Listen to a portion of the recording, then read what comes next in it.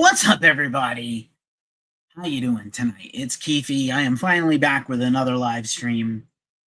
And yeah, man, thanks for being here. It is hump day, almost Thursday everywhere else in the world. Wednesday night here on the West Coast. I'm going to have a 10:23 p.m. Mango Chainsaw Liquid Death. But I wanted to come on here tonight and talk about some metal history. Metal history today. August 12th, 1991, 35 years ago today, Metallica's Black Album came out. I'm going to share some Metallica history. I'm going to give you my personal impressions at that time of the album. And we're going to talk about why you might be wrong about the most popular metal album of all time statistically.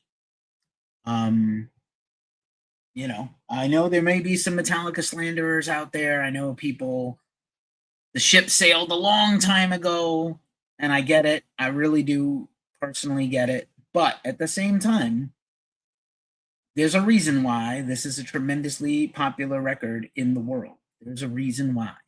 So, you know, I want everybody to kind of get a handle on it. We're here to talk business. We're going to stand on business today. That's what we're going to do. And yeah, thanks for being here. This is your show, as well as I always say. A little housekeeping in a second. I'm going to put up a little deck that I made to help out with the assist. Look at these handsome fellows back 35 years ago. Some of you were watching this probably were not born 35 years ago, and that's okay. I'm no gatekeeper here. To me, metal is like AA. We'll take you whenever you get here. We'll take you in any condition. And be glad. Be glad you joined us. Thanks for everybody watching. We got some people watching on TikTok. What's up, Bog Wizard and Don Ronaldo and Vog? Don from Southeast of Heaven. What up? What up? We did our podcast earlier. I'm talking about Metallica again. Surprise, surprise, surprise. Little surprise, surprise. I don't know what's going on here. Fucking echo, echo, echo. All right. One of my things. Oh, man. So let's do a little housekeeping first. Of course, I'll be back tomorrow. I haven't done one of these in, you know, not quite 8 weeks, in like 6 weeks. But like in the last 6 weeks, I moved towns in with my fiance, got married 3.5 weeks ago. So I've been busy. I've been a little busy, just in case you didn't know. I've been busy. But let's talk some Metallica. If you're watching this, drop a comment and tell us what your favorite Metallica record is. I'll ask some questions throughout the night. Maybe you will answer. We'll find out. But yeah, I was on here in late June when Deftones' Eros unceremoniously dropped, much to everybody's surprise and chagrin. It was pretty interesting. At the time, I also did a live stream right before that about Faith No More coming back, and we've already had the first gigs booked with them, with System of a Down, which I am extremely excited about. I hope it's not just a year of them opening for System of a Down. Certainly the money will be great, but I would really love for them to do a proper headline tour in America. But we'll see what happens. I'm just shocked we're even getting this thing. But yeah, I'm going to try to do more of these. There's some big rock and metal anniversaries coming up the next few weeks, and I'd like to get back into doing some some album reviews here as a live stream and podcast. Of course, Ghost Cult has a podcast whenever we're not on these live streams. Ben Self, what up, what up? Sketchpad, hello. Cockpit Karaoke, what up, what up? Hey, Bobby. Eric Kaplan, sorry. Random 11111. So we're on here. I'm going to talk some Metallica. We had some new video interviews this week. Spread the Disease came back after a 3-decade layoff and dropped a banger new album. Chris Elliott interviewed that Dave from that band. And then also Mark Whalen of Fuming Mouth dropped their new album in July. And Tim Leedon interviewed them for us. I'm taking a little bit of a back seat on the interviews. I'm still doing some, but, you know, I'm just kind of stepping back when I can and letting other people shine. Midnight Crow, what up? I'm a daytime crow. Midnight Crow, good to see you. So yeah, let's talk. We've got quite a few people watching here. Appreciate you all. And my other podcast, the Glacially Musical Podcast, we have a Chaser episode going up tomorrow, Friday. If this is Thursday for you, it's late Wednesday here for me. But Friday, our new episode drops where we talk about our favorite live albums. And surprise, surprise, my favorite live album, although this changes from time to time, is Metallica Live Ship Binge and Purge, which will come up later on during this podcast. So, yeah, big surprise if you want to hear us talk about some of our favorite records.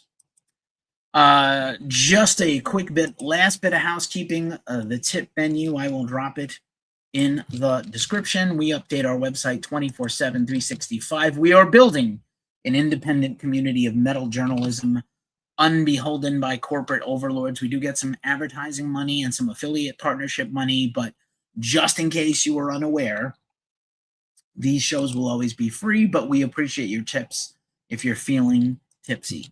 Thanks. We appreciate it. One of these days, I'll get everything organized and ready in the moment that I want to. Anyway, moving along. So let's talk. Why are we here? We're going to talk some Metallica Black Album. You know, one of the most debated about and divisive, controversial records at the time. And I still think it's, you know, it matters. Why does it matter? We're going to talk about why it matters. Hey, Whisker Tits, what's up? What's up? Good to see you. So good meeting you at Milwaukee Metal Fest. It was an honor and a pleasure, and you were kicking ass in the pit. That was great. We're just doing a little Metallica talk tonight because it is the anniversary of the Black Album. I suspect you were not born when it first came out, or just barely. I was a young lad in 1991, and my whole life was in front of me. But you know, it was very, you know, hotly anticipated. It debuted at #1 on Billboard, and I remember distinctly when Enter Sandman dropped at the end of July that it was premiered by the Pop station in New York City, and I immediately was like, something is afoot or amiss. This is weird. Why is WPLJ at the time in New York, the Pop station, playing the first new single from Metallica? Well, little did we know that the major label push was on to like make them break through to the mainstream. But, you know, it would not have happened if they had made another record exactly like Injustice for All, or another straight up thrash metal record with not much else variation. It would not have had the cultural impact it had. People, they would not be as big a band as they have become as a result, but still was a head scratcher. Back when the CDs came in a long box, and you know, like they actually had an event in New York City. Metallica had already, like, without having been like a mainstream band, they already were headlining arenas without radio, really, except underground radio and college radio. And there was a listening event that I went to at midnight, 11 p.m. at Madison Square Garden, where the Knicks just won the title. And I'm So Cool is here too. What's up? I'm so cool. I'm cool too. So we had a listening event, an entire arena. The lights went down, and we just listened to the Black Album for an hour straight, and it was incredible. And we were there with all our friends, and we were headbanging around. But people didn't really know the music, and it had some thrash moments, and it was like exhilarating. And then we took the train home, like in shock. You know, it was wild. I'd never seen anything like a band just having a listening party in the whole arena like that before. So they knew just from that like 20,000 people came out, and you could just tell, oh, this is going to be a game changer for the culture. But the Black Album, and you know, so many things to discuss all these years later. But let's do a little by the numbers first and foremost. So I made this little visual aid. Everybody here except y'all on TikTok can see this. Metallica by the numbers. Let's just back it up and do the whole band. I love to do these analysis, and like, this isn't a matter of quality, right? This doesn't talk about quality. This is a comment on just the popularity of Metallica and the Black Album. Founded in 1981, so 45 years ago. they're the 29th best-selling band of all time, or musical artist of all time in history, and that's streaming album sales, not counting merch, not counting touring, in which case they would be higher on that list, but 29th best-selling band of all time. 155-ish million albums sold, or the equivalent of $150 million of album sales, just album sales. That's not counting individual songs. Back in the iTunes day, people that buy songs from other services or Metallica themselves have one of the biggest sites for streaming and downloading music, ironically. 11 studio albums, obviously countless live albums, EPs, singles, everything else, but this is 11 proper albums, to which the Black Album was their 5th album. 67 million albums sold alone in the US, and almost half of that is just the Black Album, which we're going to talk about. And they have a unique record among all metal bands, which they have the top 5 best-selling metal albums of all time. And number 6 is Black Sabbath Paranoid. So that should tell you the actual staying power of the band and like why they have been such a huge enduring band. Now let's just talk about the Black Album by the numbers. Released August 12th, 1991. Certified 20 times platinum, so 20 million sales by the RIAA. But actually, it's really like if you count all their streaming of just the Black Album, it's 33 million in sales. There's some definite weird woo-woo math going on when it comes to some of this stuff. But anyway, so yeah. Just getting into the number stuff. And I had a little freeze up. Hold on a second. Sorry. Freeze up. That kind of reminds me of, for some reason, in the middle of this conversation about Metallica, I am reminded of Op Ivy. But anyway, so yeah. So 33 million like actual sales. Debuted at number 1 on the Billboard charts, debuted their first week, and stayed number 1 for 4 straight weeks, which is really unheard of. Even back in 1991, it was unheard of for a rock band or a metal band.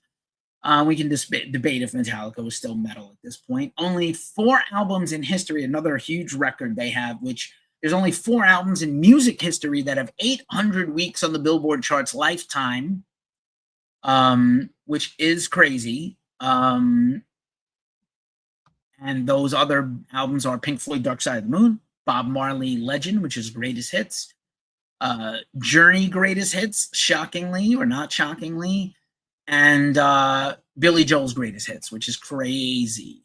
And then the album had 5 hit actual singles that, charted, which is, impressive, we'll say. Impressive, to say the least. And this album still sells like 4,000 to 5,000 albums a week worth of sales, whether that's combined streaming, people are buying vinyl. The album is still like a juggernaut album, which is crazy to me.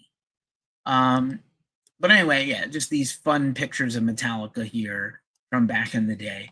But yeah, let me just, like, when this record came out and we finally heard the whole thing, because obviously Enter Sandman became a huge hit song, and we listened to the rest of the record, and it definitely was not your older brother's Metallica. It was not the Metallica you grew up loving. It was not strictly a thrash metal record anymore. There's definitely some metal, and there's some heavy metal, and there's some different things going on in the songwriting.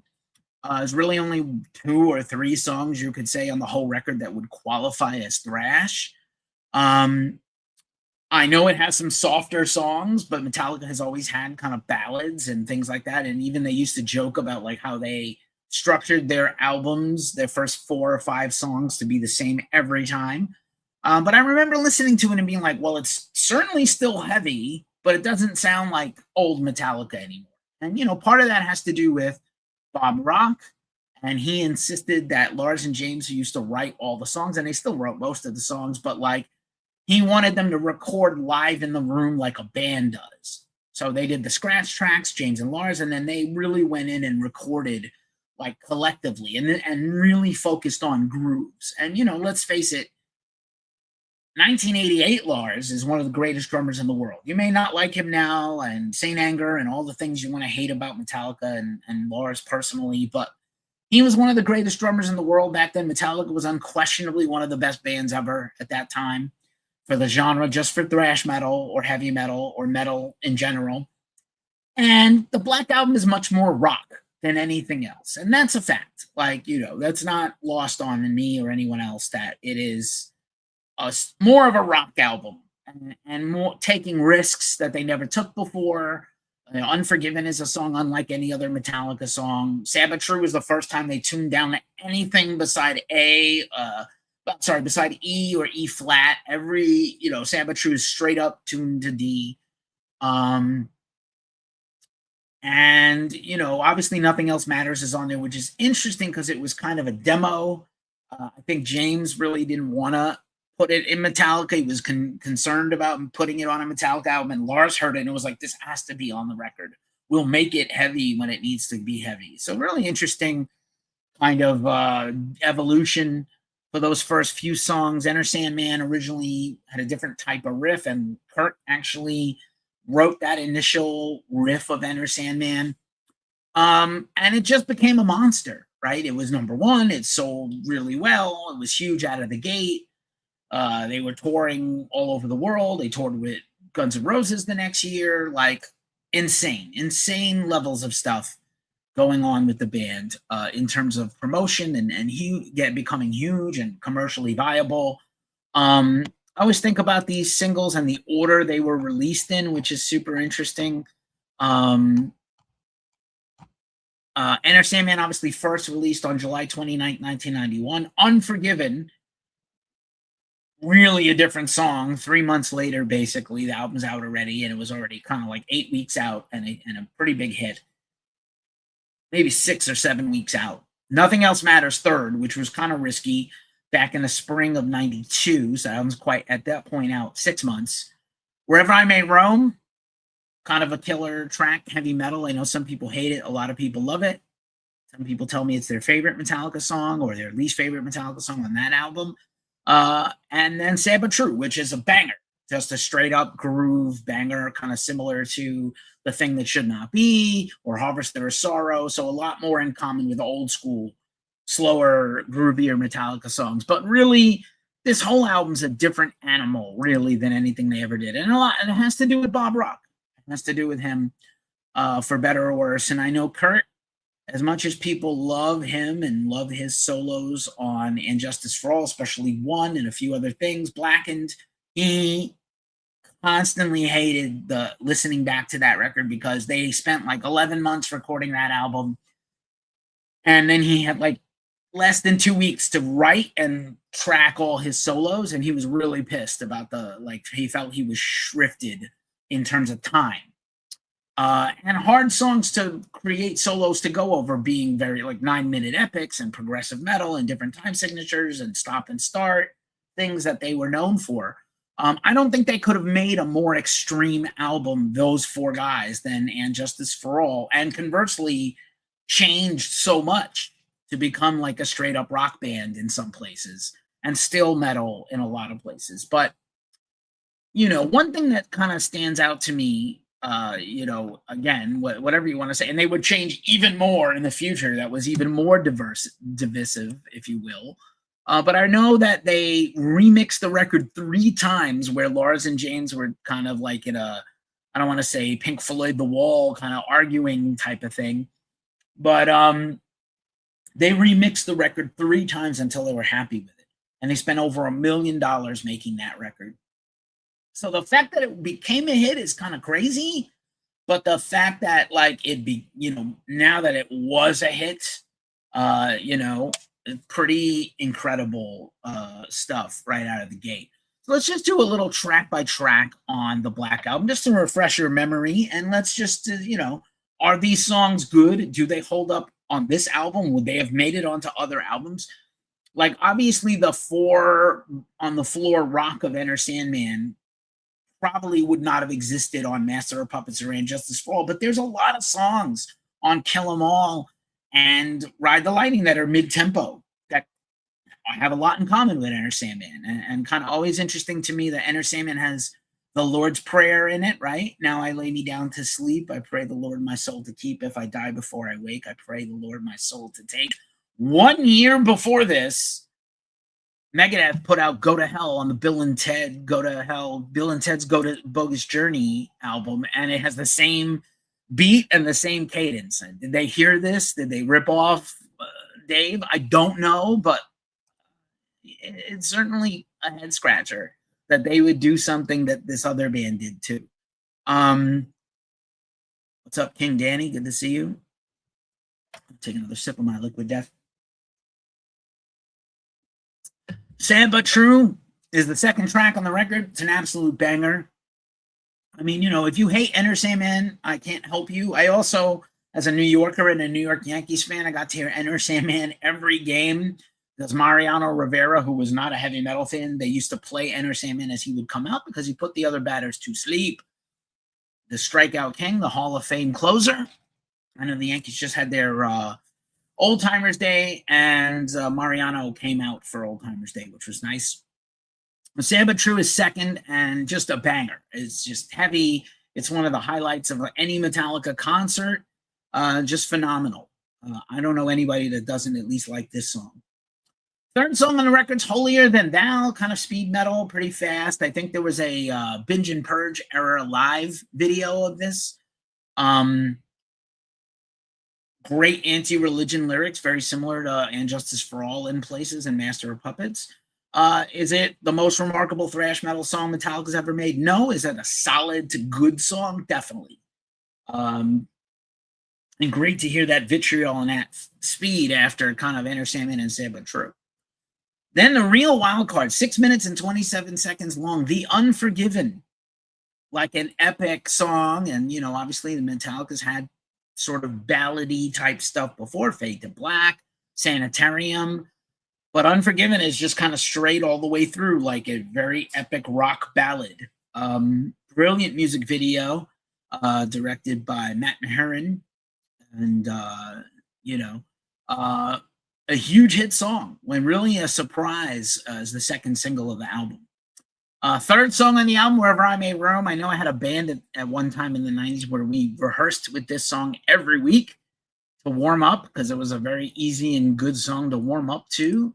I know my co-host on the Glacial Musical Podcast, Nick Cameron, does not like Wherever I May Roam, but it's a pretty killer song, and it kind of about Metallica and the great video of them on tour and intercut with live footage. I still think this is a banger song, but you tell me. Number 6, Don't Tread on Me, kind of comes off a little bit weird now, but pretty heavy. It's got that little sample of America from West Side Story in it by Leonard Bernstein, which I always thought was fun. And I just attributed that to Kirk Hammett or Bob Rock. Pretty like 4 on the floor, similar to Sad But True or Enter Sandman.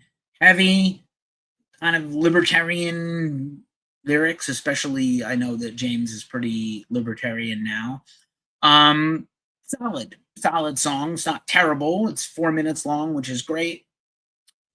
Through the Never is another thrash banger. Super interesting, kind of along the same lines as Wherever I May Roam, and kind of interesting song, fast, really, really fast right hand picking in that song. Then the one that probably, if you hate the Black Album, this is the reason why. Nothing else matters. It's either like one of your favorite songs or it's a song you absolutely hate. I have always liked this song. My homie Fahad from my band Salt of Wounds, this was played as his wedding march. We had an instrumental version of this played at our wedding 3 weeks ago. Great song. Again, James was initially concerned that this wasn't good enough to be a Metallica song. Maybe it should not have been a Metallica song. There's definitely a whole bunch of stuff on Load and Reload I don't think should have even ever been Metallica songs, to be honest with you. But okay, fine. Then fast forward after Nothing Else Matters, which also has a great guitar solo by James. Is like his very first solo guitar solo of his own ever in Metallica. He's always done harmony solos, but he had never played a whole solo. Since then, he's done a bunch. Of Wolf and Man is the 9th track on this record. Albums are a lot shorter today, but even Metallica's. But Of Wolf and Man, very heavy and groovy, and James gets into character and, you know, kind of turns into a werewolf. And, you know, what an interesting song all the way through. Then number 10, The God That Failed. This is, I think, one of the least played Metallica songs live. I have seen it live. I saw them do the Black Album twice, once front to back and another time in reverse order. So I have heard The God That Failed live. I think it's a killer song, kind of going back to James's religious upbringing as his family were Christian Scientists, kind of wild. Solid song. Is it spectacular? No, it's pretty heavy and plotting, but, you know, great riffs and pretty good performance by James. A song that is a fan favorite, My Friend of Misery, co-written by Jason Newsted, his only co-write on the Black Album, but originally intended to be an instrumental that Jason conceived, and then they came up with an idea to kind of give it a chorus and put lyrics to it. Great bass song, great song in general. Long though, like almost 7 minutes. It's like a last little vestige of And Justice for All hanging on to the Black Album. And then finally, The Struggle Within, which is sort of very interesting to talk about mental illness and mental health, a frequent topic of Metallica songs. And Struggle Within is like the one song on the Black Album. It's good. I don't miss hearing it if I never hear it, but I've heard it a few times this week and I liked it. So yeah, I mean, does this album hold up? Surely. It holds up for me, but also, is it comparable to Master of Puppets? Is it comparable to And Justice for All? Is it comparable to Ride the Lightning? Ride the Lightning is still my favorite Metallica album. Kill 'Em All still has a whole bunch of bangers and helped create the genre, really. I can see that if you felt betrayed by the change of the Black Album, you definitely got off the train and didn't come back. But so many people have got on the train with this album and then gone back to listen to the rest of the catalog. I think that's really, you know, admirable and something to consider. Also pretty interesting in terms of sales, the best-selling Metallica albums, interestingly enough, there's a really cool list that I got here, and this is Metallica's best-selling records ever.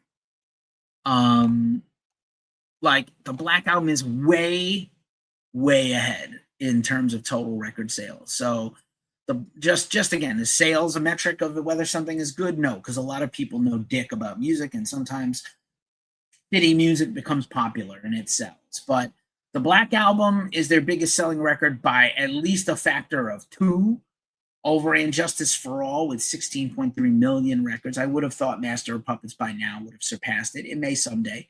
Master of Puppets is third with 14.6 million global. Ride the Lightning is fourth at 12.3 million. Somehow Load is next with 11.7 million. Kill 'Em All is just under Load, so that kind of tells you about your generational fans. Kill 'Em All's got almost 9 million sales. Reload is next with 8.5 million sales, followed by Saint Anger, Death Magnetic, Hardwired, and 72 Seasons as their lowest selling record, but again, it's in the streaming era, and so just maybe not as, you know, people we're not buying Metallica records as much anymore. And, you know, again, Metallica toured for 4 straight years on this record. It's almost unheard of, 3.5 straight years touring.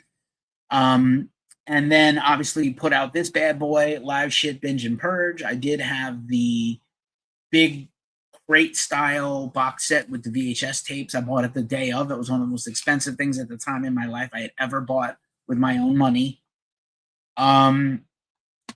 Followed by a ticket to see Metallica at Woodstock 94, which was incredible. And I saw them at Woodstock 99. We have videos on that if you want to see them. I'll link them because Metallica factors into that story. And, again, it still sells 4,000 to 5,000 albums a week. During the pandemic, it was selling 6,000 records a week, still, vinyl records. It's still finding new fans to discover the record. 3 of these songs are in the Billions Club. I mean, it's kind of hard to believe, but true. Sad but true. Yo. And there's still a record that's talked about online, like a great deal. There was a thread on Reddit recently called this is really great. It was called The Butchered Visual Identity of the Black Album, if you want to search this on Reddit. And I went down a whole rabbit hole in this thread about like how they keep changing it. This was the original white snake on the long box with like a little black on black Metallica. There have been many black albums, Metallica. Spinal Tap famously had a black album. Of course, Prince's black album was a masterpiece, an early gangster rap album by Prince. There's a few other bands that have had an all black album. But yeah, they keep changing the visual identity of the album. Then it was kind of like a very, very faint black Metallica name with the gray snake in different gradations for the different reissues. And then finally this one, which is like almost unreadable black on black with a light gray snake, which is really crazy that like this hasn't meant more to them to do this, I gotta say. And then when they did, Metallica's been doing these box sets. I would personally love to see a giant LP vinyl box set of Binge and Purge. It does not exist unless there's a bootleg somewhere. But they did this Black Album remastered box set, including live concerts and the Blacklist, which was covers of the Black Album songs. Some of them were brilliant, some of them were not good. Some of them were straight up by numbers, paint by numbers type of things. It wasn't for me, but some people loved this. So kind of cool. And that's our show at a very manageable 33 minutes. What is your favorite Metallica song? If you come across this on the podcast or on a replay, drop a comment. Tell me what your favorite Metallica song is. Do you love the Black Album? Do you hate the Black Album? Do you hate Metallica? Do you love Metallica now? Do you still love Metallica? I still love Metallica. But I'm the demographic that stays loyal. And younger people are a little more fickle. It was really interesting to see Stranger Things and the Master of Puppets thing the last few years. It'd be very interesting to see with the Sphere shows how much more Master of Puppets is going to get streamed soon. And more to come. I'll be back tomorrow night with my weekly show, The Weekly Ritual, where we break down all the week's rock and metal news, festival and concert news, interviews, all the brand new music that comes out for New Music Friday. And I usually unbox some cool shit that I have. I have a giant box of records to unbox. I've been waiting to get in my new home, my full studio setup, which I now have. So I'm really pumped to unbox a big stuff of merch for you guys to see. And always drop a comment and tell us what you liked or didn't like about these videos. I check out all the comments, good, bad, or indifferent. Thanks for watching. You can spend your time anywhere else. It's been a tough time for music journalism. I'm glad to still be here doing what I do. Keep it fucking metal. We'll see you soon. Peace.